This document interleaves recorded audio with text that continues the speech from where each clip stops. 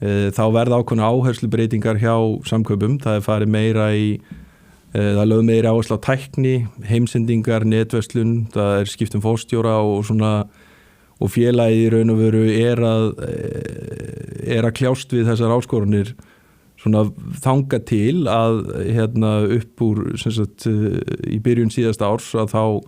sem sagt, fara þessar viðræður aftur á stað eftir að hafa lokið þannig í október árið áður og enda síðan þannig að þessi samruni á sér stað og þegar að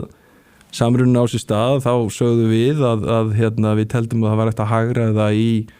þessum rekstri 3 milljarða á ári. Við erum unnir hérna á Íslandi og í Noregi, höfuðstöðarnar í Noregi og ég meina mikil vinna að gera hér og við erum líka með okkar net hérna á Íslandi og tölvurnar okkar eru hér á Íslandi.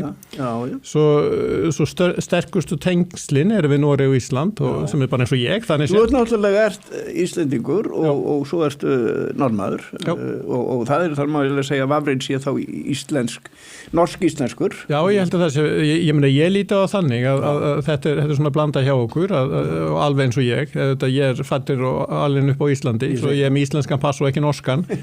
en auðvitað búið í Noregi í mörg ár og byggðu auðvitað óperu þar og þannig sé að byggja upp Vívaldi að mörguleiti þar en líka hér. Nú sleggjan úr sögunni og verðmætasköpun og hausti sleggjan er orðin brandari og hvort við þurfum bara að fara að ræða vesældar vísitöluna hér reglulega sem hinn þú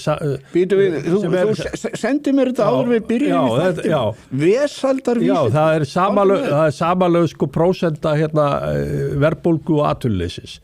og hún er núna mælist núna það bil 9,4% og það er ekki gott þegar hún er komin upp Hvar fyrstu þið? Þetta eru bara þekkt hugtak, menn notuðu þetta mikið í stjórnmálunum í Bandaríkjunum og það voru kannski stundum eftir attökum notuðu fleiri hugtök undir þetta. Þannig er það talað þessi tveir þættir. Stagflation Já, að vísu kannski stagflation þá í neikvæðum hagvexti